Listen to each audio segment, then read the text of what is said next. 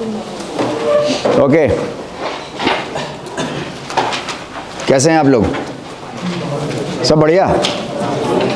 Mentally कैसे हैं? Mentally ठीक हैं? न्यूरॉन सबका अपनी जगह मौजूद है? किसी का न्यूरॉन कल मिसफायरिंग तो नहीं करी किसी ने? पक्का? आपकी न्यूरॉन ने मिसफायरिंग करी? नहीं करी? कैसे पता आपको? है? कभी कभी आपने देखा होगा आप लोगों की जो है वो मीन्स बैठे बैठे कभी कभी पलक फड़फड़ाने लगती है, कभी जो है बाइसेप्स फड़फड़ाने लगती है, होता है कभी कभी जो है वो काफ फड़फड़ाने लगती है, ऐसा। तो ये मिसफायरिंग है। तो ऐसी मिसफायरिंग नहीं हुई कल? हुई? देखो अभी वो तो होती रहती है, लेफ्ट आई ज़्यादा हो जाती है, राइट? ओके जी, क्रैम्प हो जाता है, हाँ क्रैम्प भी हो जाता है, सही। Okay, very good. यानी इसको बोलते हैं फाइब्रिलेशन। Fibrillation, FIBRILLATION। आवाज़ रिकॉर्ड हो रही है भाई? जी सर। ना सुबह के सेशन में नहीं होती ना, शाम को हो जाती है, क्या चक्कर है?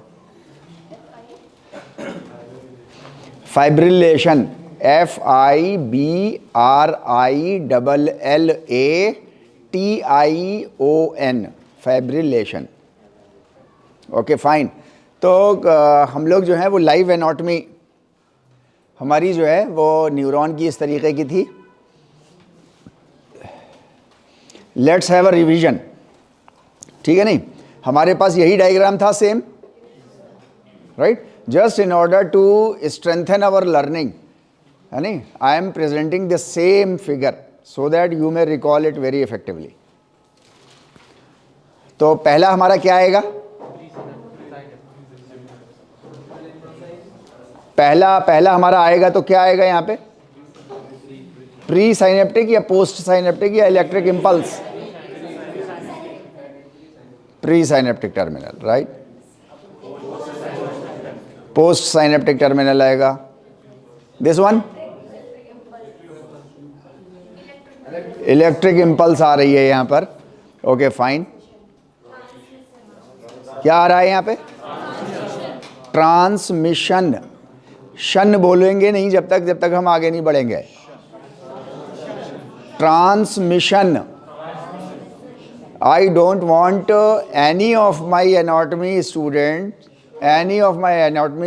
with a not a good pronunciation.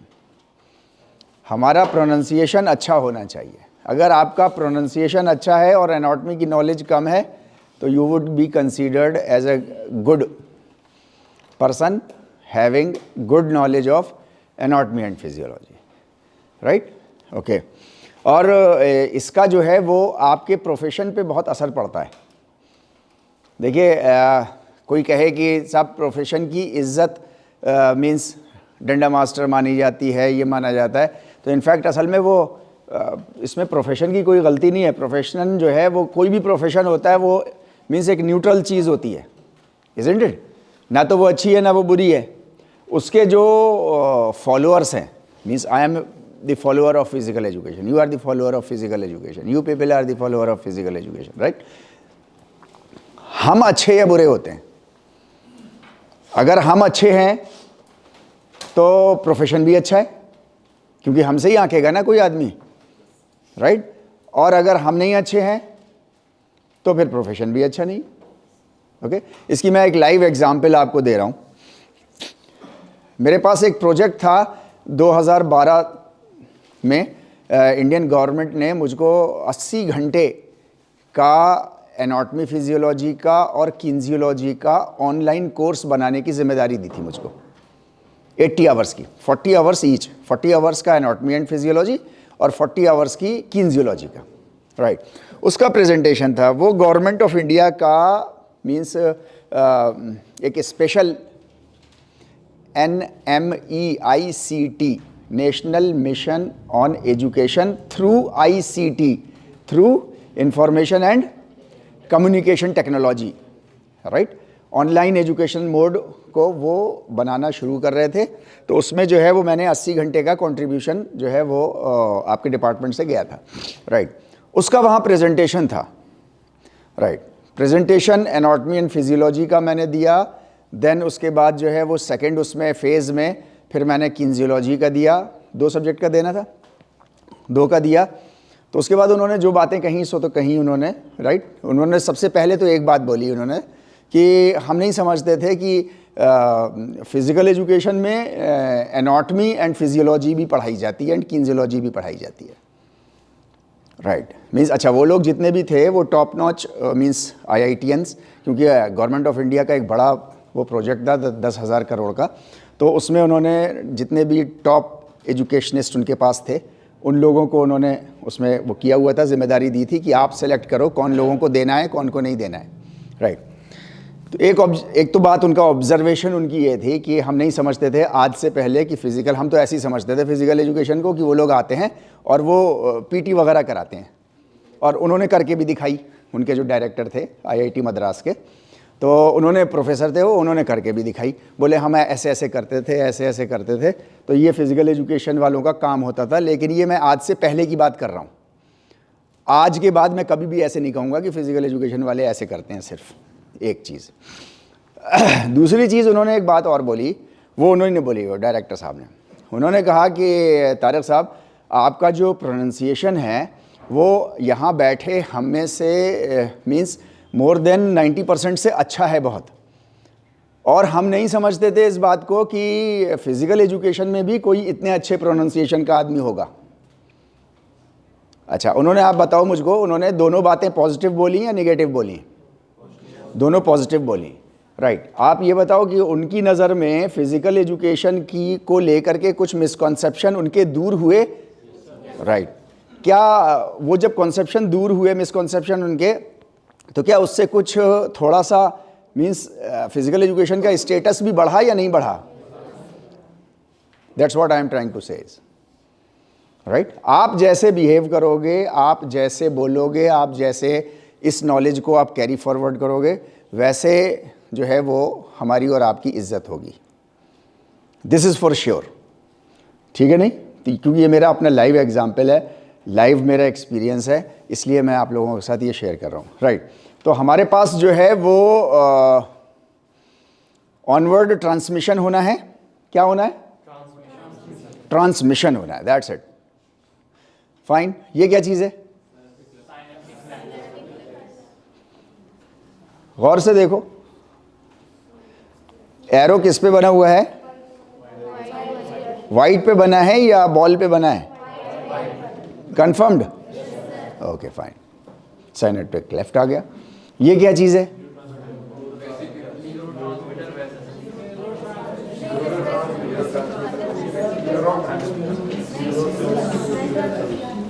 Ji, neuro. अभी जिन्होंने बहुत तेज़ी से बोला ना, वो चाहे इधर से आई हो आवाज़, चाहे इधर से आई हो, इधर से ज़्यादा आई है, राइट। तो उन्होंने कॉपी देख ली जल्दी से और उन्होंने कहा उससे पहले कोई और बोले पहले हम बोल दें। कॉपी पे लिखा भी नहीं है, तो ये उससे बड़ा अपराध है। ओके फाइन, न्यूरोट्रांसमीटर वेसिकल्स है। ये क्या चीज़ है? डोपामाइन है। ओके फाइन, तो सब कुछ याद है आप लोगों को। तो ये क्या है?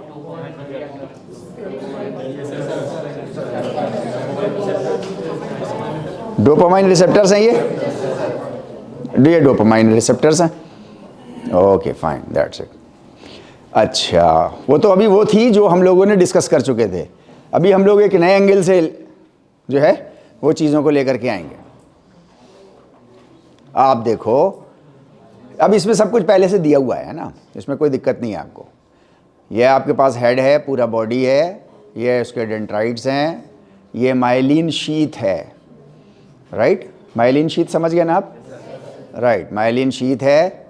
ये एक्सन्स हैं, ये एक्सन्स हैं, ये नोड ऑफ रेनवियर है। देन हमारा ये नर्व फाइबर, ये एक्सन लेकर के, राइट। देन हमारे ये साइनेप्सिस हैं दूसरे उसके साथ। यहाँ तो ये जुड़ा हुआ है, ये तो इसकी टेल है, राइट। और ये इसका हेड है, ये हमारे जो हैं वो साइनेप्सिस है। ऐसा ही है ना। अब ये मीन्स एक वो डिज़ाइन था, एक इस डिज़ाइन का, अब आप नेट पे आप लोगों ने अब तक देख लिया होगा, डिफरेंट टाइप्स के आपको वो मिलेंगे। Just to have the preliminary knowledge about the neuron we have got the sufficient amount of information here, ठीक है नहीं। हमको फिजिकल एजुकेशन में यहीं तक की बात जो है वो चाहिए होती है, इसके ऊपर की बात हमको जो है वो हमारे और आपके काम की है नहीं। until and unless we are going for the research in exercise physiology and that too for the neuromuscular contractions, तब तो हमको चाहिए होगी ये चीज़, otherwise we don't need, otherwise we don't need। क्या चीज़? चाबी वहाँ रखी कमरे में, उनसे खुलवा लेना नीरज भाई से। ओके फाइन जी। ये एक न्यूरॉन में कितने एक्सन्स होते होंगे लोग? क्या चीज़? इसकी किसी ने अभी तक कोई गारंटी ली नहीं है, किसी ने, साइंटिस्ट ने, क्योंकि असल में इनके सबके साइज डिफरेंट हैं। भाई एक न्यूरॉन है पलकों का, कल हम लोग जैसे बात कर रहे थे, एक एक्सन भी हो सकता है, राइट, डिपेंडिंग कि वो साइज क्या है उसका, है नहीं, और बहुत लंबा भी हो सकता है। से फॉर एग्जांपल स्पाइनल इरेक्टर है, ये रीढ़ की हड्डी के साइड में जो हमारी मसल्स हैं, ये स्पाइनल इरेक्टर के पास बड़े लंबे लंबे न्यूरॉन्स होंगे, तो उसके पास हो सकता है कि 40-50 एक्सन्स भी हों, किसी के पास 1, 2, 3 भी हों, तो that depends on the size of the neuron, right. Okay, types of nervous system ये हम लोग देख चुके हैं, है ना, राइट। सबसे ज़्यादा न्यूरॉन्स हमारे जो हैं वो यहाँ पर लगे हुए हैं पूरे ब्रेन में, ठीक है नहीं। ये सारा स्ट्रक्चर हम जानते ही हैं इसके, ये ऊबड़ खाबड़ रास्ता जितना भी है ये सब, है ना। ये हमारे बीच में जो लेयर होती है इसको क्या कहते हैं? Corpus callosum, right. ये कौन सा हिस्सा है? सेरिबेलम है। ये क्या है? सेरिब्रम है।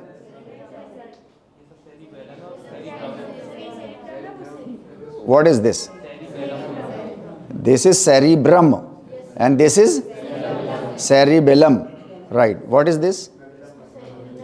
This is spinal cord, spinal cord की शुरुआती हिस्सा, right? Okay, तो ये हमारा सेंट्रल नर्वस सिस्टम, बहुत मोटे तौर पे हम लोग बात कर रहे हैं अभी। This is our central nervous system, right. ये हमारी स्पाइनल कॉलम या स्पाइनल कॉर्ड? स्पाइनल कॉलम या स्पाइनल कॉर्ड? स्पाइनल कॉर्ड हमारे पास है, ठीक है नहीं, राइट। सेंट्रल नर्वस सिस्टम अभी बहुत मोटी सी हम लोग बात कर रहे हैं यहां पर, right. In fact central nervous system में हमारा ब्रेन और हमारी स्पाइनल कॉर्ड दोनों आती हैं, राइट। इस central nervous system, this is central nervous system, this is यहां से ऊपर तक का हिस्सा, दिस वन, ये हमारा सेंट्रल नर्वस सिस्टम का हिस्सा, एक्सटेंशन है ना ये, राइट। तो ये ऊपर का हिस्सा, ये सेंट्रल नर्वस सिस्टम। इसके नीचे जो ये बॉडी पार्ट्स के लिए सारी नसें जाएंगी, नसें कहें आप, आम भाषा में कहते हैं हम लोग इसको, है ना, न्यूरॉन्स, सॉरी नर्व्स, ये जितनी भी जाएंगी ये सब ऑटोनॉमिक नर्वस सिस्टम, ऑटोमेटिक काम करती हैं, राइट। हमारे को कोई गर्म चीज़ यहाँ लग गई, ठीक है, सिग्नल यहाँ तक नहीं जाएगा, सिग्नल जो है वो यहाँ तक जाएगा, यहाँ से वापस आ जाएगा, राइट, यहाँ तक जाएगा, क्योंकि सेंट्रल नर्वस सिस्टम की ये खासियत होती है, ऑटोनॉमिक नर्वस सिस्टम की वो खासियत नहीं होती। इसको याद रख लीजिएगा, बहुत इंपॉर्टेंट है, चाहे तो लिख लेंगे अभी हम लोग, कि सेंट्रल नर्वस सिस्टम हमेशा एक बार में एक ही काम करता है, एक बार में दो काम नहीं कर सकता। ये लिख लीजिए, इसको कैसे लिखेंगे आप? हिंदी में लिख लिए, अंग्रेजी में लिख लिए,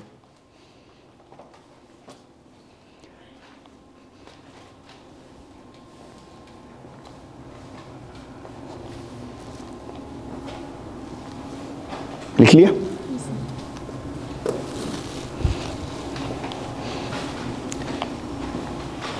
राइट। ऑटोनॉमिक नर्वस सिस्टम एक बार में एक से ज्यादा काम करता है।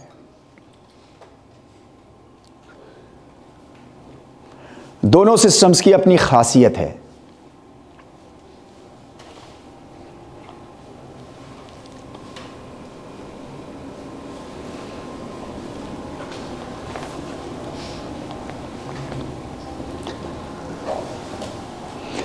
CNS, central nervous system, can work one task at a time. एक बार में एक काम करेगा. ऑटोनॉमिक नर्वस सिस्टम एक बार में एक से ज्यादा काम करेगा. कितने काम करेगा वो एक से ज्यादा? कोई आइडिया? नहीं यार, हम लोग इतनी बार डिस्कस कर चुके हैं. ऐसे यार शर्मिंदा मत करो हमें. कितने अंदाजन हम लोग बात कर चुके हैं? अरे यार हद, 5-6.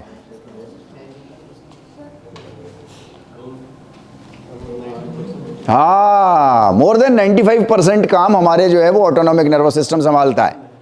हमारे है ही नहीं हिस्से में. अभी हम सिर्फ सुन ही तो रहे हैं. हम सुन रहे हैं तो लिख नहीं पा रहे, लिख रहे हैं तो सुन नहीं पा रहे. Isn't it? अच्छा, अभी हम लिख रहे हैं और सुन रहे हैं तो हमें अपना मोबाइल नंबर नहीं याद है. Isn't it? अच्छा, अभी हमें मोबाइल नंबर याद है तो अपनी माताजी का नाम नहीं याद है. ऐसे ही है. अच्छा, माताजी का नाम भी याद आ गया मगर घर का पता नहीं याद आ रहा. अब कहाँ के रहने वाले हम? मीन्स बोलता जा रहा हूं तो याद आता जा रहा है. Why? Because all these memories are stored in central nervous system, और सेंट्रल नर्वस सिस्टम एक बार में एक ही काम करेगा. अभी आपको घर का पता याद था तो आपको ये नहीं याद रहा कि आप एनाटॉमी क्लास में बैठे हो. अभी आपको याद आ गया कि अब आप एनाटॉमी क्लास में बैठे हो. राइट? एंड हमारा nervous system, central nervous system हमारा इस तरीके से काम करता है. राइट? ऑटोनॉमिक नर्वस सिस्टम कैसे काम कर रहा है? मीन्स ऑटोमेटिकली जितने भी काम हो रहे हैं, जो कुछ भी हो रहा है, वो पूरी बॉडी के अंदर वो सारा काम और बहुत एफिशिएंटली वो संभाल रहा है. अभी आप खाना खा के भी आए हो, अभी आप में से कोई आदमी थका हुआ भी होगा तो उसकी भी फायरिंग वो झेल रहा है. एवरीथिंग. सांस भी ले रहा है, डाइजेस्टिव जूसेस भी सीक्रेट कर रहा है, वो हार्ट बीट भी मेंटेन कर रहा है, वो ब्लड प्रेशर भी मेंटेन कर रहा है, वो आपके ऑक्सीजन कितनी चाहिए है उसको भी कैलकुलेट कर रहा है. उस जितनी चाहिए है उसके साथ उतनी ही अमाउंट वो दिलवा भी रहा है. आपकी बॉडी के अंदर ये कैरेक्टरिस्टिक है कि जितनी उसको ऑक्सीजन मॉलिक्यूल्स की ज़रूरत है, अगर आप उसको उससे ज़्यादा दोगे तो भी उसको चक्कर आने लगेंगे. है नहीं? आप 8-10 बार ज़रा गहरी गहरी सांस लेना, तेज तेज, जल्दी जल्दी. लेते रहो लेते रहो लेते रहो लेते रहो. कोई परेशानी थोड़ी है, अच्छी बात है. सांस लेना तो सीधे बैठो, सांस लेते रहो. राइट. ओके. अगर आप ऐसे जैसे अभी आप ले रहे थे, अगर आप इस तरीके से लेते हो क्या सांस? नहीं लेते इस तरीके, क्योंकि ज़रूरत नहीं है. अच्छा, ज़रूरत नहीं है. अगर इस तरीके से आप सांस लेते रहो तो 40-50 बार के बाद आपको थोड़ा सा भनभनाहट सी होने लगेगी, चक्कर से आना. This is called hyper ventilation. लिख लो आप इसको, ये पॉइंट आपका टेक्निकल है. Hyper ventilation. जब हम लोग रेस्पिरेटरी सिस्टम में आएंगे तो वहां पे काम आएगा.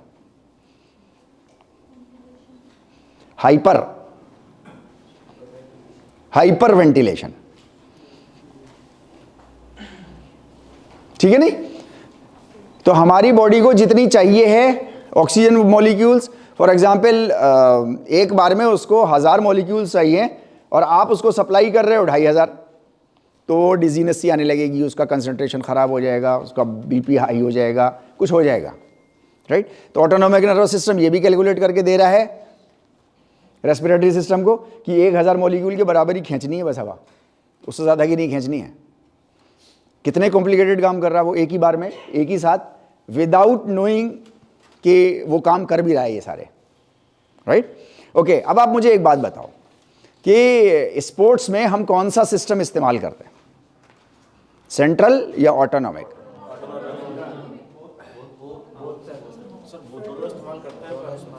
हाँ, पर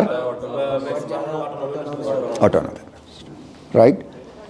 अच्छा, अभी आप मुझे बताओ, आपने क्रिकेट में आपने देखा होगा या आपने सुना होगा कि बैट्समैन फॉरवर्ड गया और उसने देखा बॉल टप्पा खा के बाहर निकलने लगी, लेकिन फिर भी बल्ला हटाते हटाते भी बल्ला से एज लग गई. सुना है ऐसा कई बार आपने? बल्ला हटाते हटाते भी एज लग गई और वो आउट हो गए. ऐसा सुना है? ये क्यों हुआ? ये ऑटोनॉमिक नर्वस सिस्टम ने कहाँ काम किया? ये तो डिस्टर्बिंग काम हो गया ना. सर कोऑर्डिनेशन नहीं बन पाया central nervous autonomic nervous system. Okay, right. यहाँ पर एक बात और इम्पॉर्टेंट है कि हमारा जो सेंट्रल नर्वस सिस्टम है वो एक काम जिसका ऑर्डर वो फायर कर देता है, जिसका ऑर्डर वो फायर कर देता है, वो ऑर्डर पूरा होके रहता है। वो पहले पूरा होगा, फिर वो दूसरा ऑर्डर लेगा। अगर आपने उसको बीच में इंटरप्ट किया तो, जिसको हम बोल रहे ना, अभी आप लोगों ने बोला था कि मींस क्या कहेंगे उसको, अनकोऑर्डिनेशन डेवलप हो जाएगा, कोऑर्डिनेशन खराब हो जाएगा। अभी आप देखो, स्किल का कोऑर्डिनेशन खराब हो गया। आपके सेंट्रल नर्वस सिस्टम ने बॉल आगे टप्पा खाई है, मुझे आगे जाना है, ये आपके सेंट्रल नर्वस सिस्टम ने प्रोसेसिंग करके आपको दिया, और बल्ला ऐसे लेकर के जाना है। अभी आप जैसे ही लेकर के गए, आपने देखा आपके सेंट्रल नर्वस सिस्टम ने, अभी तो बल्ले का ऑर्डर तो दे दिया था उसने, अब उसने दूसरा भी देखा साथ में कि बॉल तो बाहर जा रही है, लेकिन इसका ऑर्डर चूंकि हो चुका है तो अब ये पूरा होएगा पहले, राइट। लेकिन अभी दूसरा भी ऑर्डर आ रहा है साथ में एकदम से, क्योंकि ये ऑर्डर तो पूरा हो गया था, टप्पा खाने के बाद बॉल बाहर जा रही है, ये भी ऑर्डर पूरा हो गया, तो अब तीसरा ऑर्डर फौरन आया एक कि बल्ला हटाना है। अच्छा, अभी वो पूरा नहीं हुआ है पहला वाला, और बल्ला हटना भी है, तो बीच में कहीं गड़बड़ हो गई, राइट। यानी कि सेंट्रल नर्वस सिस्टम हमेशा हमारा इफेक्टिवली तभी काम करेगा जब एक बार में उसको एक कमांड मिलेगा। अगर एक बार में दो कमांड मिलेगा उसको, तो ना तो वो दूसरा वाला सही से करेगा और ना पहला वाला सही से करेगा, और कहीं डिसबैलेंस क्रिएट हो जाएगा। इसको लिखो, आप कैसे लिखोगे? हो गया साहब?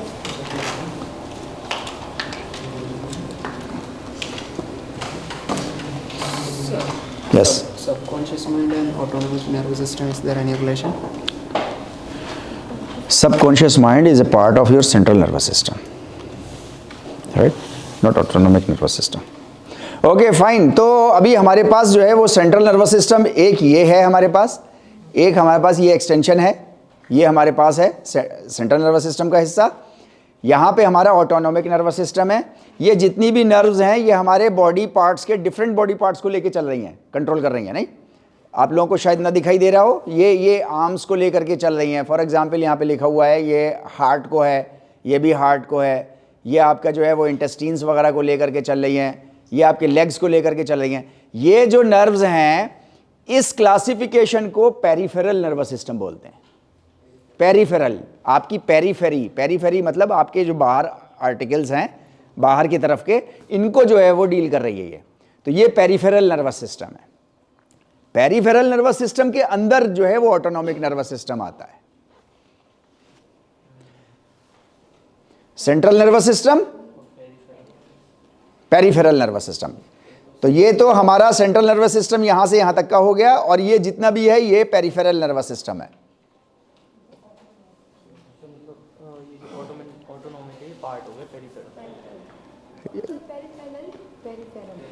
Peripheral, PERIPHERAL। अभी हम लोग फिर से एक बार बात करेंगे, लिख लें आप लोग थोड़ा सा। इसमें अक्सर हम फिजिकल एजुकेटर्स को कंफ्यूजन हो जाता है।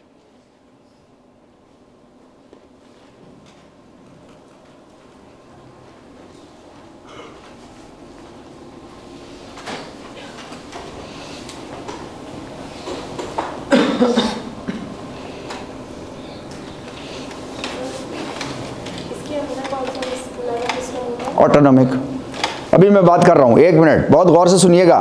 देखिए हमारे पास ये, सब लोग तैयार है ना? राइट। अभी हमारे पास ये सेंट्रल नर्वस सिस्टम है, ठीक है, राइट। ये पेरिफेरल नर्वस सिस्टम है। यहां तक बात क्लियर हो गई? राइट। ये पेरिफेरल नर्वस सिस्टम जब काम करता है, पेरिफेरल नर्वस सिस्टम जब काम करता है तो उसको हम ऑटोनॉमिक नर्वस सिस्टम बोलते हैं। आप इसको ऐसे समझ लो, ऑटोमेटिकली काम करता है। फिर ये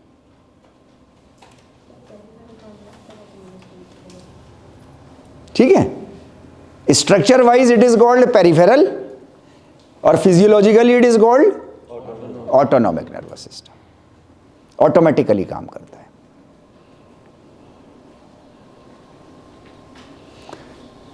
यहां से ये ऑटोमेटिक काम करता है, प्लस ये यहां का हिस्सा है जो हमारा मीन्स मेडुला ऑब्लंगाटा है, और क्या क्या चीज़ें हैं इसमें ना, रेस्पिरेटरी सिस्टम हमारा संभालता है, हमारा हार्ट संभालता है, वो सारी चीज़ संभालता है, वो सब हमारा जो है वो ऑटोनॉमिक नर्वस सिस्टम का हिस्सा है।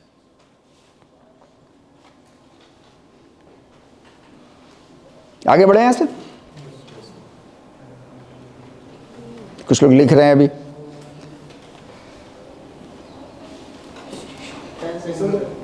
हाँ 10 सेकेंड्स होगा जी। थोड़ा सा कंफ्यूजन हो रहा है कि ऑटोनॉमिक सिस्टम जो है ये पेरिफेरल नर्वस सिस्टम का मतलब पेरिफेरल नर्वस सिस्टम का पार्ट नहीं है।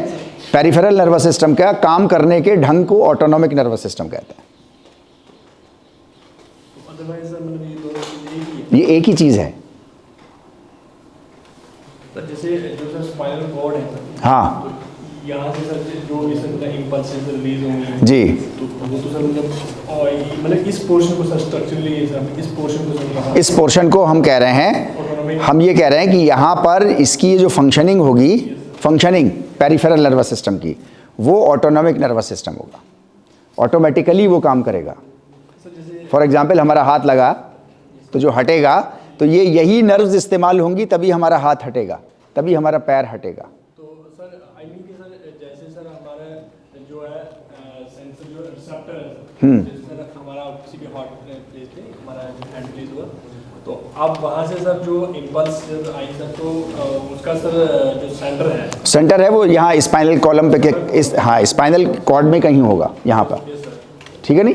तो ये ऑटोनॉमिक नर्वस सिस्टम है। तो सर मतलब इसमें और जो हमारे जो स्प्रेड हुई है सर पेरिफेरल जो पेरिफेरल है सर इनमें मीन्स कोई डिफरेंस नहीं है। नहीं डिफरेंस है। मैं ये कह रहा हूँ कि ये जब काम करेंगी तो ऑटोनॉमिक नर्वस सिस्टम के तहत काम करती है। ये ऑटोनॉमिक नर्वस सिस्टम आपकी ये नर्व्स को इस्तेमाल करता है। ऑटोनॉमिक नर्वस सिस्टम का अपना कोई फंक्शन कहीं होनी चाहिए ना नर्व्स, तो पेरिफेरल नर्व्स को वो इस्तेमाल करता है, राइट। पेरिफेरल नर्व जो है वो साथ में सेंट्रल नर्वस सिस्टम की तरफ से भी तो कभी कभी जाएगा ना मैसेज। फॉर एग्जांपल मेरे पास मैसेज जा रहा है कि पैर उठा के ऐसे रख लो, पैर उठा के ऐसे रख लो, और जब तक मैं ऐसे उठा करके रख रहा हूं जब तक मुझे अपना मोबाइल नंबर नहीं याद आ रहा, राइट ओके। तो ये भी तो पेरिफेरल नर्वस सिस्टम ही इस्तेमाल हो रहा है ना मेरा, राइट। उस वक्त यही नर्व्स ऑटोमेटिकली जो है वो ऑटोनॉमिक नर्वस सिस्टम से हट जाएंगी और सेंट्रल नर्वस सिस्टम का पार्ट हो जाएंगी।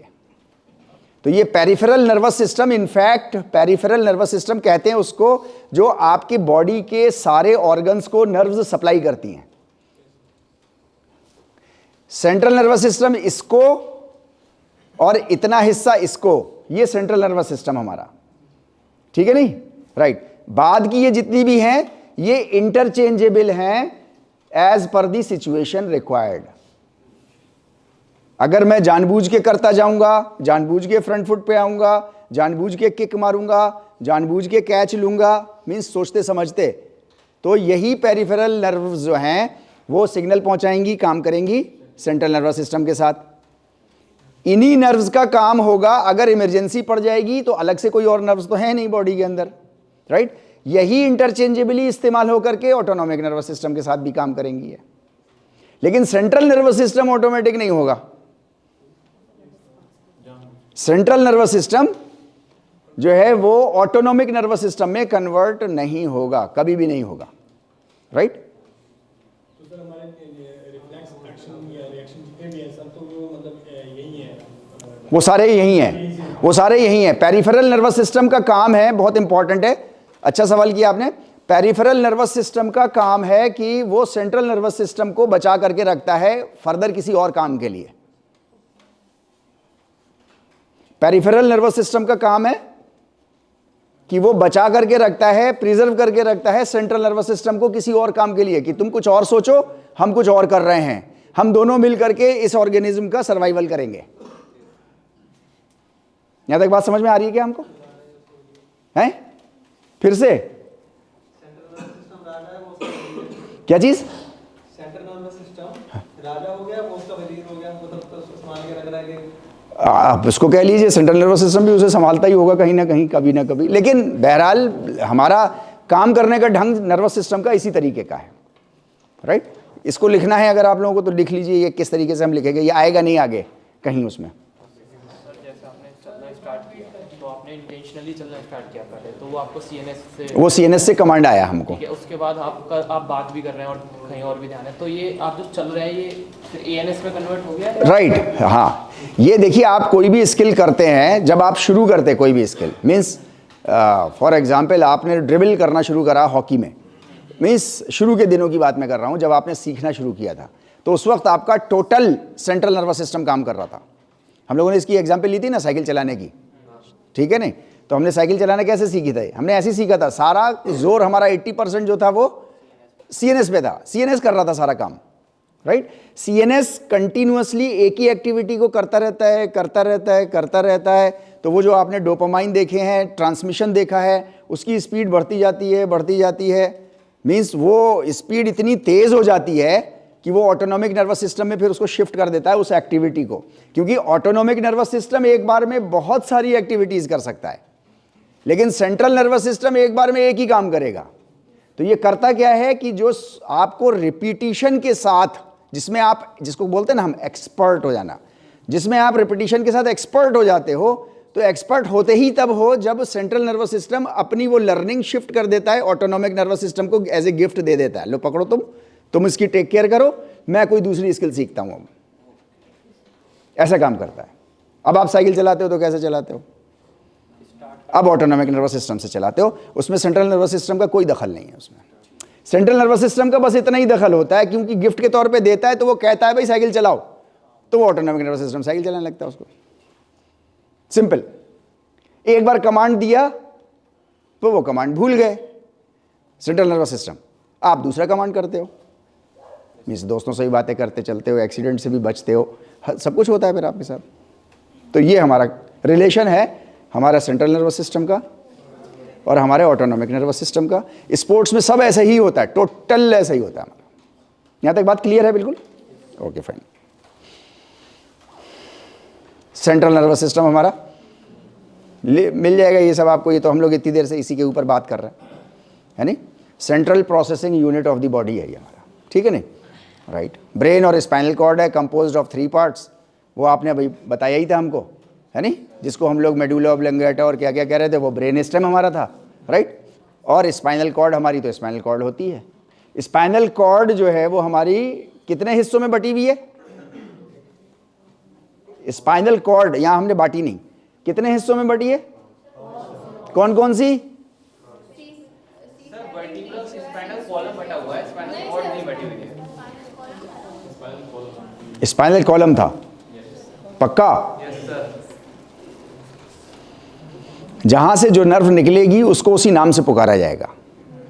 सर्वाइकल नर्व्स C1 से C7 तक निकलेंगी, सर्वाइकल नर्व, तो वो है सर्वाइकल नर्व्स, राइट। T1 से T12 थोरैसिक, तो थोरैसिक नर्व्स होंगी वो सारी, राइट। L1 से L5 तो वो लुम्बर, जितनी भी लुम्बर होंगी वो सब लंबर होंगी, ठीक है। तो जो आपकी उसका नाम है वही आपकी नर्व्स का भी नाम है।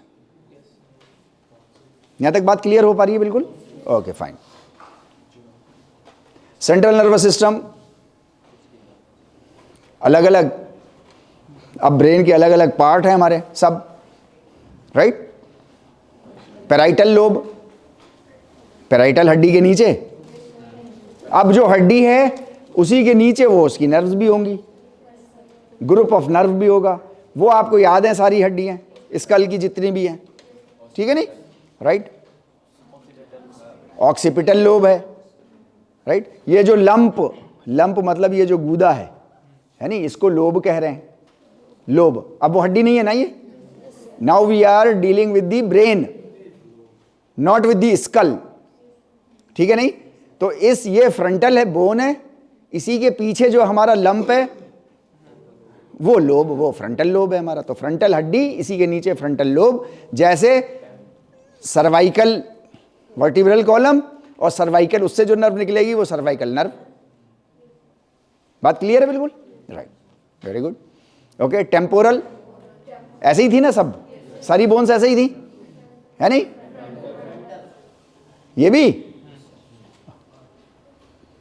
ओके।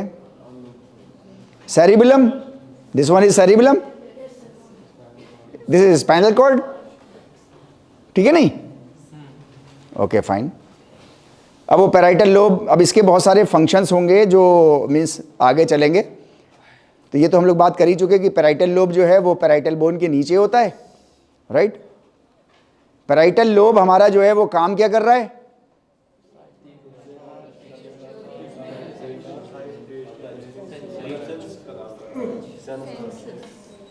राइट, इतने बहुत सारे काम एक साथ करेगा। जी सलामत भाई,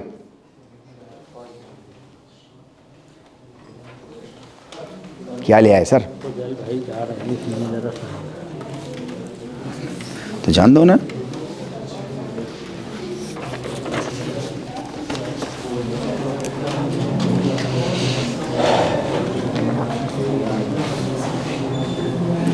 राइट, राइटिंग आपका पैराइटल लोब काम कर रहा है। ब्रेन पे जो लोग रिसर्च करते हैं उन्होंने देखा कि पैराइटल लोब अगर किसी का ख़राब हो गया है तो उसकी जो है वो राइटिंग स्किल भी ख़राब हो गई है। तो उन्होंने कहा कि अच्छा ये इसका सेंटर जो है, और किसी सेंटर से हो नहीं रहा है ऐसा, राइट। इसी तरीके से हमारी स्पीच है, बोलने का तरीका है। अगर आपके बोलने की मीन्स रिदमिसिटी बनी हुई है, उसमें रिदम है आपके बोलने में, तो इसका मतलब है कि आपका जो है वो पैराइटल लोब स्पीच के रिलेशन में बिल्कुल सही काम कर रहा है, राइट। मीन्स अगर पैराइटल लोब ख़राब होगा तो ये इतनी बहुत सारी स्किल्स मीन्स गड़बड़ा जाएंगी क्या, राइट। जैसे कॉग्निशन है, कॉग्निशन है, कॉग्निशन मीन्स हाँ सोचने समझने की आपकी क्षमता जो है, राइट, वो आपका ये कॉग्निशन है। तो ये सारी चीज़ें जो हैं वो आपका पैराइटल लोब इसको संभाल के रखता है। इसको हम लोग जल्दी जल्दी डिस्कस करेंगे। क्या बात है भाई, नाराज़ हो गया वो, राइट। अभी हमारा ऑक्सीपिटल लोब है, इसके पास देखने की क्षमता है नहीं। कल हम लोग बात कर रहे थे ना कि पीछे वो पर्दा लगता है और फिर वो किस में आया था, कहाँ पे? अभी क्या है कि जैसे आप एक चीज़ देख रहे हो, जैसे आप मुझे देख रहे हो, राइट। अभी आप मुझे देख रहे हो तो आपने मुझे देखा और पहचान लिया आपने, फॉर एग्जाम्पल। अच्छा, क्या आपने सिर्फ मुझको देखा या मेरे साथ अभी और भी चीज़ें देख रहे हो आप? अभी आप बहुत सारी चीज़ें मेरे साथ देख रहे हो। अभी आप मेरे स्किन का कलर भी देख रहे हो, अभी बालों का कलर भी देख रहे हो, स्टाइल भी देख रहे हो, कपड़े भी देख रहे हो, उनका रंग भी देख रहे हो, हाइट भी देख रहे हो, सरफेस एरिया भी देख रहे हो। अभी आप ना जाने क्या क्या चीज़ें देख रहे हो अभी इसी के अंदर, इज़न्ट इट, राइट। अब जाहिर सी बात है हर चीज़ के लिए एक अलग एरिया होगा ब्रेन का, वरना वो सारी चीज़ें एक साथ वो इंफॉर्मेशन को सिंथेसाइज नहीं कर पाएगा, एक साथ जोड़ नहीं पाएगा। एक साथ जोड़ करके, अच्छा ये सारी चीज़ों को जोड़ने के लिए कहने में तो बहुत टाइम लग रहा है, आपको समझने में भी टाइम लग रहा है, लेकिन वहाँ इतना टाइम नहीं लग रहा। वो सारी चीज़ें जोड़ करके एक साथ आपको बता रहा है कि सर आ गए। Getting my point, right. कभी कभी ऐसा होता है आपने कुछ नहीं देखा, भाई पैराइटल लोब है ना, हियरिंग भी कर रहा है वो, आपने कुछ नहीं देखा लेकिन वो टक टक कुछ एक स्पेशल आवाज़ आती है, हर इंसान की एक अलग आवाज़ होती है। आप अपने घर वालों को उससे पहचान लेते हो कि कौन आने वाला है, मम्मी आने वाली हैं, मम्मी आ रही हैं, पापा आने वाले हैं, मीन्स आवाज़ से हम पहचान लेते हैं, राइट। तो अभी आपने कुछ नहीं देखा था लेकिन उसके बावजूद आपका रिकॉग्निशन हो गया, आपने किसी को पहचान लिया। तो जाहिर सी बात है अब वहाँ पर वो पैराइटल तो नहीं काम कर रहा लेकिन कुछ और काम कर रहा है वहाँ पर। तो मैं ये कह रहा हूँ कि ब्रेन ऐसा नहीं है कि ब्रेन का एक हिस्सा कोई अलग काम कर रहा है और दूसरा हिस्सा कोई अलग काम कर रहा है, ये दो मिल करके पूरा एक काम कर रहे हैं। अच्छा, ये दो अलग अलग मिल के काम नहीं कर रहे बल्कि ये 6 डिफरेंट पार्ट्स हैं, तो ये 6 डिफरेंट पार्ट्स एक साथ मिल के एक काम कर रहे हैं। यहां ये हो जाता है, हमसे गलतफहमी हो जाती है हमको कि एक ब्रेन पार्ट एक काम कर रहा है तो दूसरा ब्रेन पार्ट फिर दूसरा काम। अगर ऐसे काम करेगा तो फिर आपको सिर्फ ये जैकेट दिखाई देगी, बाकी और कुछ नहीं दिखाई देगा यहां पर, क्योंकि सेंट्रल नर्वस सिस्टम एक बार में एक ही काम करता है, ठीक है नहीं। फिर आपका नजरें जो हैं वो आपकी पैंट पर गई तो सिर्फ पैंट नजर आएगी, अब जैकेट नजर नहीं आएगी, तो तारक मुर्तज़ा बड़े अजीब से लगेंगे फिर आपको, इज़न्ट इट, क्योंकि नर्वस सिस्टम तो सेंट्रल नर्वस सिस्टम एक बार में एक ही काम कर रहा है। ये है असल चीज़, ठीक है नहीं। तो ये जितने भी सारे सिस्टम हैं, पैराइटल है, ऑक्सीपिटल है, टेम्पोरल है, फ्रंटल है, ये सारे के फंक्शंस इस मायने में अलग अलग हैं कि अगर इनमें चोट लग जाए तो ये चीज़ें आपकी अफेक्टेड हो जाती हैं, ये चीज़ें आपकी जो होंगी वो चीज़ें अफेक्टेड हो जाती हैं। लेकिन जब वो काम के बारे में आएगा तो वो एज ए होल पूरा ब्रेन एक यूनिट बन के काम करता है, पूरा एक यूनिट। तब वो बेहतरीन, बिल्कुल सही, जैसी है दुनिया, इन्वायरमेंट जैसा है वैसा आपको दिखाई देता है उस वक्त, राइट। हमारा ऑक्सीपिटल लोब अभी देखो आप क्या क्या दिखा रहा है अभी आपको, है नहीं? आपको डिस्टेंस, साइज, मीन्स कितनी दूर बचा, कितना डिस्टेंस अब बचा, कितना करीब आ गया, या अभी से कितना दूर चला गया, राइट।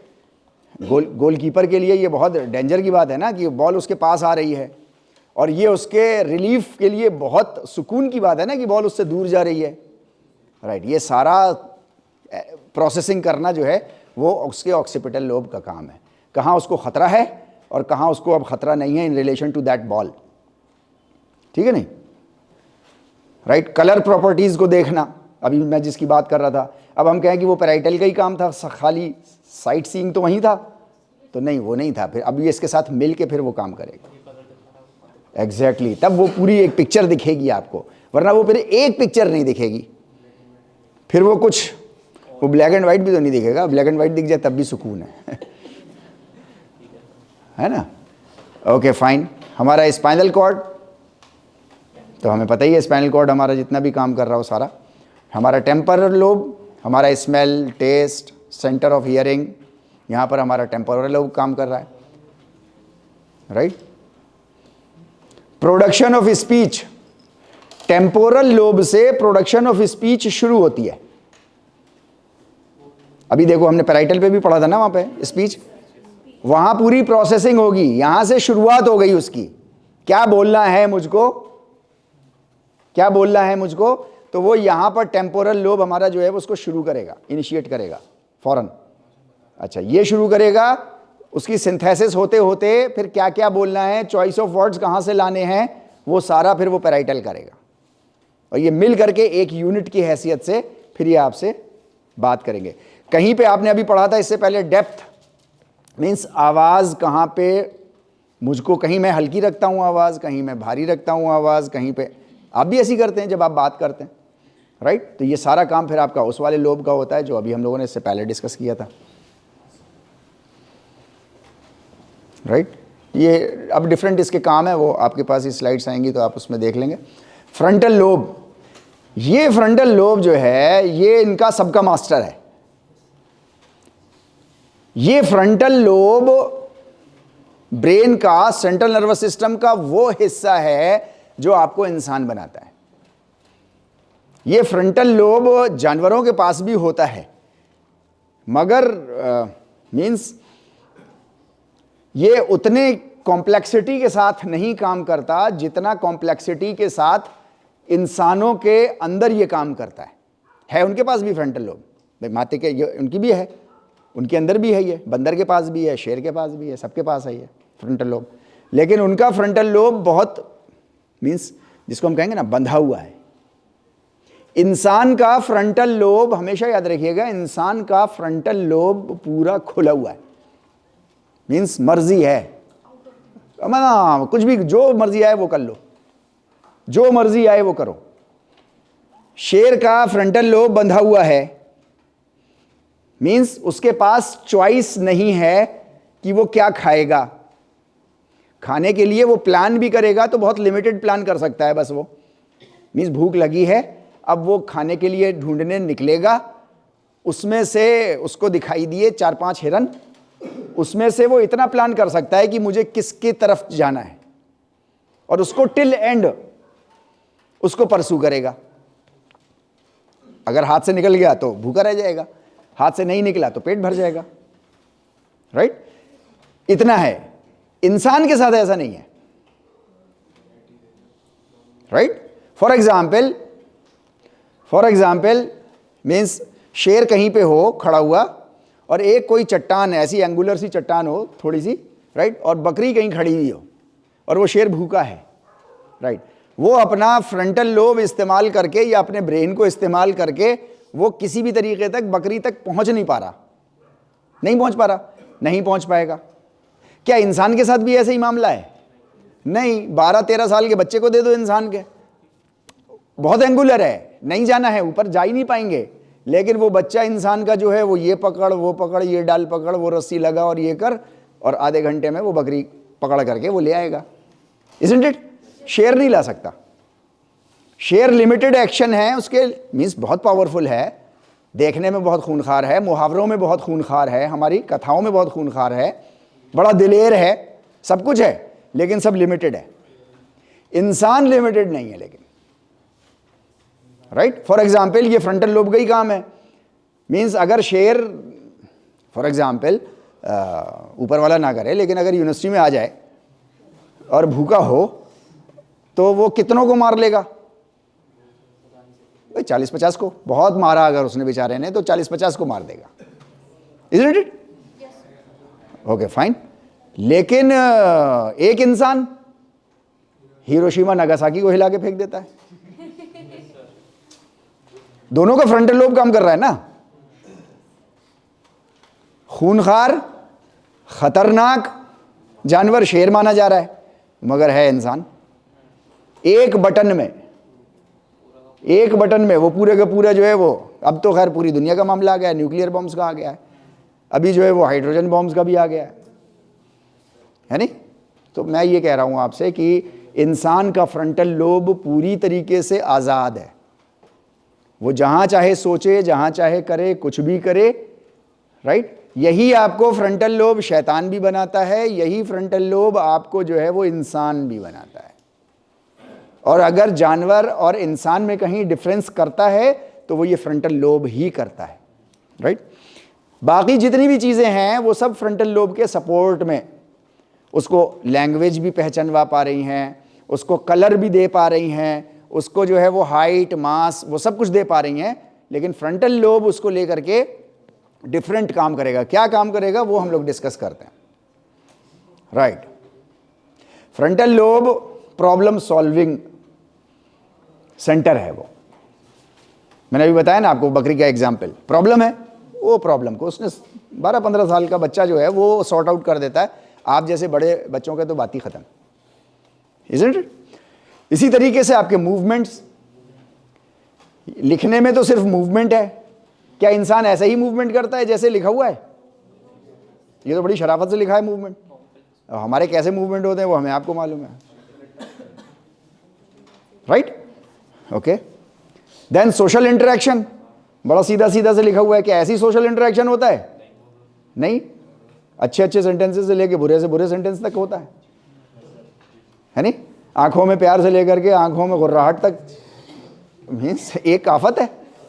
और ये सारी आफत जो है ये फ्रंटल लोब की है, सारी जितनी भी है ये सब फ्रंटल लोब है, टोटल, राइट? इसलिए हम कह रहे हैं कि ये फ्रंटल लोब जो है वो आपको इंसान बनाता है, और ये इंसान को शैतान अब कहो तो वो भी बनाएगा, क्योंकि हर चीज़ का अपोजिट मौजूद है ना।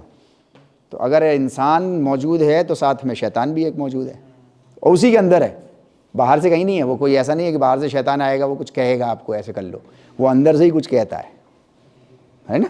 Okay fine. Okay, frontal lobe हमारी ये सारे काम कर रहा है, राइट?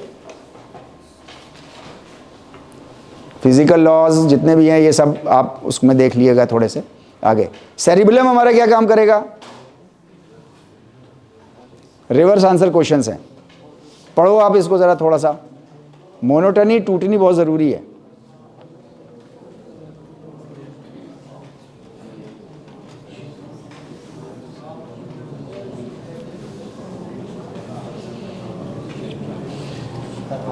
अच्छा, यहां पर एक बात समझने की है, मैं सिर्फ मीन्स सेरिबेलम को अभी तक हम जैसे डिस्कस करते आ रहे थे, चाहे तो वैसे डिस्कस कर लेते, या हम थोड़ा रिवर्स ऑर्डर में डिस्कस कर लें। ये हमारे ब्रेन की कैपेबिलिटी है, राइट? ब्रेन हमेशा एक सा लेते थोड़ा बोरिंग सा हो जाता है, उसको थक जाता है। अब उसको अब उल्टा देना शुरू कर रहे हैं। तो अब आप सेरिबेलम को ज़रा गौर से ज़्यादा पढ़ोगे और इसको बारे में सोचोगे। अब बताओ इसके क्वेश्चन क्या बनाएंगे हम?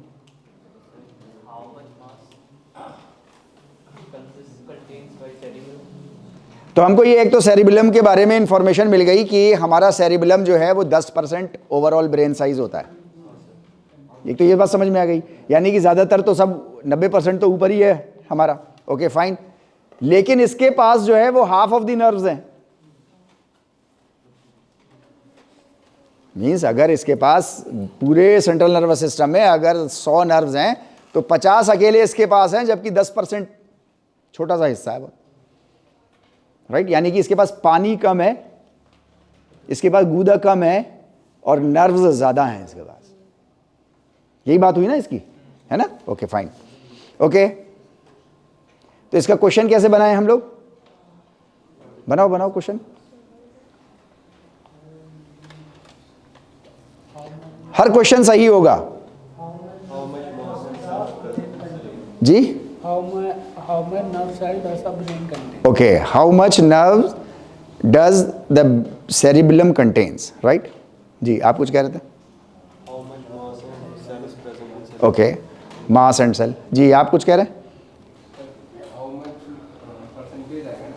कुछ भी कह लो, बोलो, कुछ भी बोलो।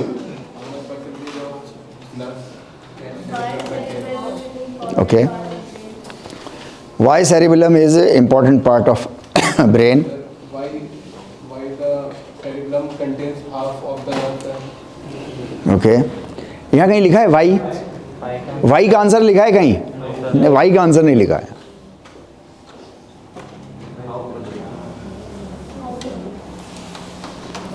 सब कोई भी आप बोलोगे इसी से रिलेटेड बोलोगे, जाहिर सी बात है, और सही बोलोगे आप। ऊपर नीचे थोड़ा सा चॉइस ऑफ वर्ड्स कहीं हो जाएगा और थोड़ा सा कहीं गलत हो जाएगा, राइट। सेरिबेलम के पास कितने नर्व सेल्स होते हैं? यही बोल लेते हैं ना आप लोग भी, अभी ऐसे ही कुछ बोल लेते हैं। Okay fine, then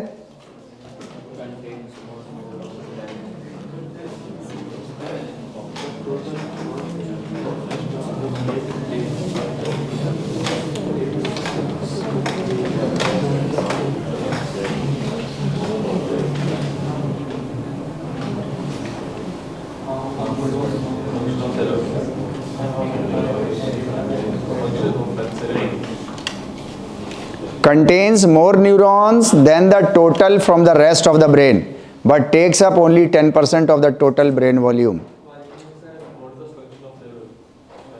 Okay, what is the function of cerebellum? और ये ऊपर का आंसर और ये दूसरा आंसर, इसमें कोई फर्क है क्या?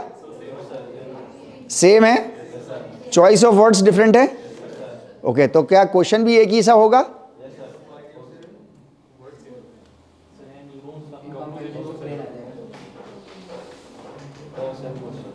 Same question. ओके, हाँ आप कुछ कह रहे थे? Quality of cerebellum. क्वेश्चन बनाओ, क्वेश्चन क्या?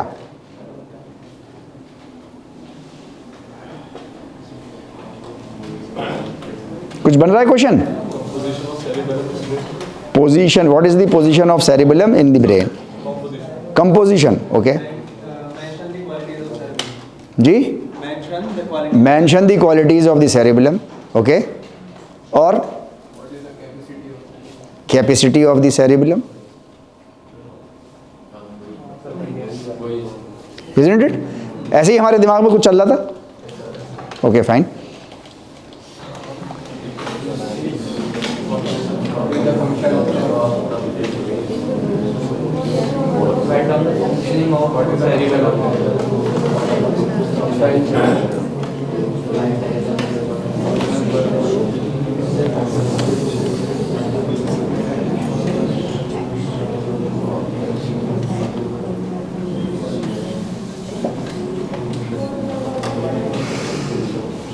it receives information from the frontal lobe of the brain. ठीक है नहीं? Right. So it knows what movements the frontal lobe intends to make. Frontal lobe से वो इंफॉर्मेशन लेता है ताकि उसको पता चल जाए कि कौन से मूवमेंट ये चाहता है। फ्रंटल लोब कुछ मूवमेंट चाहता है ना, ये कौन से चाह रहा है?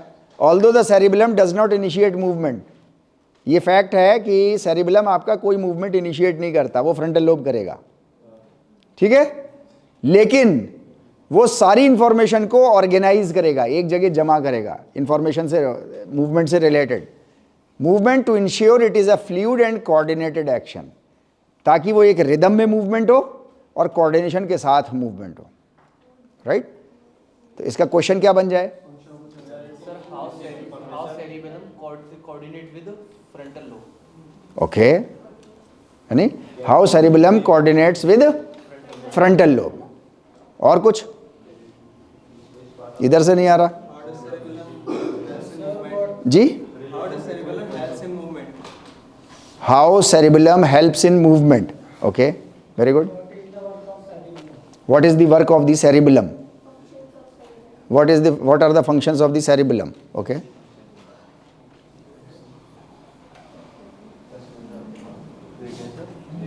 क्या cerebellum अपने आप से कोई मूवमेंट शुरू करता है? आई डोंट नो ये सही है या नहीं है क्वेश्चन। मैं आप ही की तरह इंसान हूं, जैसे आप बोलते हो वैसे मैं भी बोलता हूं। Okay, right.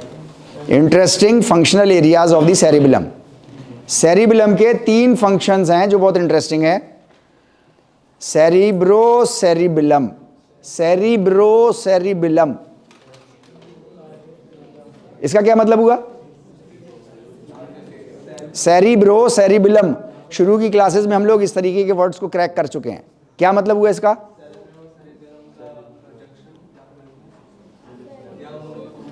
राइट।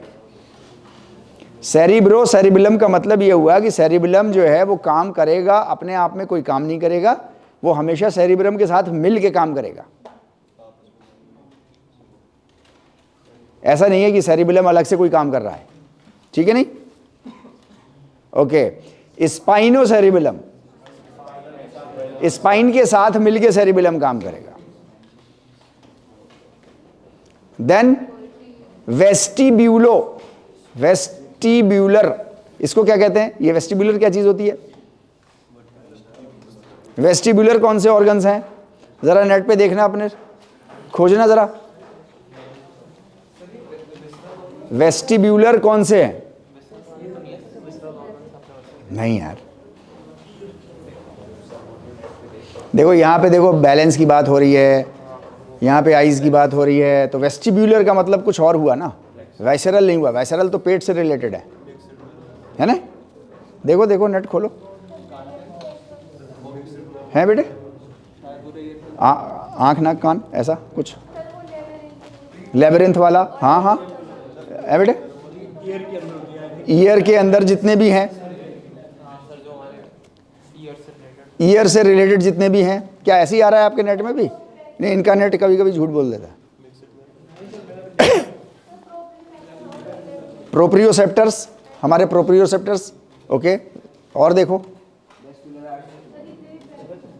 और देखो, और देखो, कोई बात नहीं, शाबाश, देख के बताओ। हैं?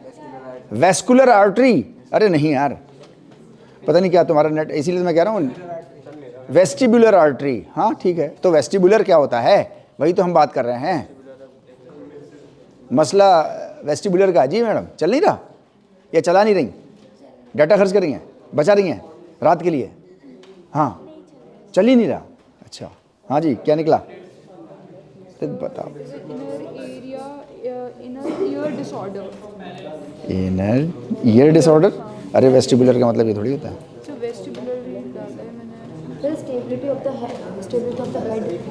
स्टेबिलिटी ऑफ द हेड, हाँ क्या चीज? हाँ राइट। वेस्टिब्यूलर वो सारे ऑर्गन्स जो आपके बैलेंस को मेंटेन करके रखेंगे, आपके बैलेंस को मेंटेन करके रखेंगे। राइट। अभी कल हम लोगों ने एक एक्सपेरिमेंट किया था जिसमें हम लोग सिंपल खड़े हो गए थे, और खड़े होने पर हमने आंख बंद कर ली थी। आप कभी भी खड़े होकर के आंख बंद कर लो तो आपको हल्का सा महसूस, अभी इस उम्र में नहीं होगा जिस उम्र में आप हो, है नहीं, बहुत हल्का सा महसूस होता है कि डिसबैलेंस हो रहे हैं शायद हम, राइट। क्योंकि वो डेप्थ, एनवायरनमेंट की डेप्थ और ये जो आर्टिकल्स रखे हुए हैं उसके रिलेशन में हम कहाँ खड़े हैं, ये सब एकदम से शट डाउन हो जाता है। ये जैसे ही शट डाउन हुआ तो ये इन्फॉर्मेशन हमारी बॉडी के पास अब सिर्फ एक जगह से बची, ये हमारे जो हैं वो जितने प्रोप्रियोसेप्टर्स हैं जितने प्रोप्रियोसेप्टर्स हैं। अब वो अंदर ही अंदर जो है वो कैलकुलेट करके और बैलेंस को मेंटेन करके रखने की कोशिश करेंगे, पूरा जितना रख सकते होंगे, राइट। तो आपके बैलेंस को मेंटेन करने वाले जितने भी ऑर्गन्स हैं वो सब वेस्टिबुलर हैं, वो सब वेस्टिबुलर हैं, राइट। इसीलिए आपको देखो यहां पे आया है controlling balance and flexes of the eyes. Eyes को फ्लेक्स करना, बंद करना, खोलना, ये वेस्टिबुलर ऑर्गन्स का काम है। सेरिबेलम हमेशा वेस्टिबुलर के साथ काम करेगा मिल करके, यानी कि सेरिबेलम जो है वो सेंट्रल नर्वस सिस्टम के सारे हिस्सों को पकड़ के चल रहा है। मीन्स आप देखो सेरिब्रम को भी पकड़े हुए, स्पाइन को भी पकड़े हुए, और वो वेस्टिबुलर, कैनेस्थेटिक, प्रोप्रियोसेप्टिव जितने भी हैं उन सबको पकड़े हुए साथ में, राइट। दूसरा कोई और ब्रेन ऐसा नहीं है, ये क्वेश्चन आपको है, राइट। ब्रेन का कौन सा हिस्सा ऐसा है जो नर्वस सिस्टम के हर ऑर्गन के साथ काम कर रहा है मिलके? सेरिबेलम। यहां तक बात क्लियर हो पा रही है? बिल्कुल। इसको लिख लीजिए आप जल्दी से, नहीं तो भूल जाएंगे, ये आएगी नहीं कहीं पे ये question.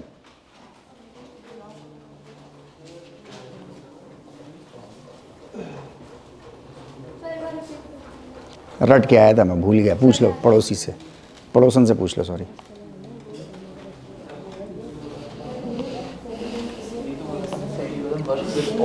with works in coordination with all the other parts of the nervous system. लिखिए लिखिए लिखिए, इसको लिखिए, शाबाश। सेरिबेलम अकेला ब्रेन का पार्ट है जो नर्वस सिस्टम के सारे दूसरे पार्ट्स के साथ मिल के काम करता है। वो सेरिब्रम के साथ भी काम कर रहा है, वो स्पाइन के साथ भी काम कर रहा है, वो प्रोप्रियोसेप्टिव ऑर्गन्स के साथ भी काम कर रहा है।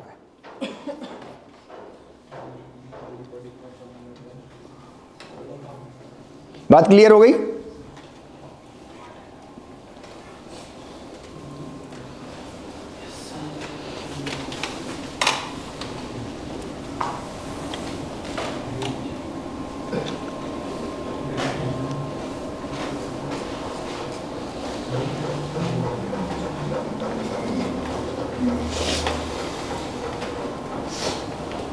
हो गया?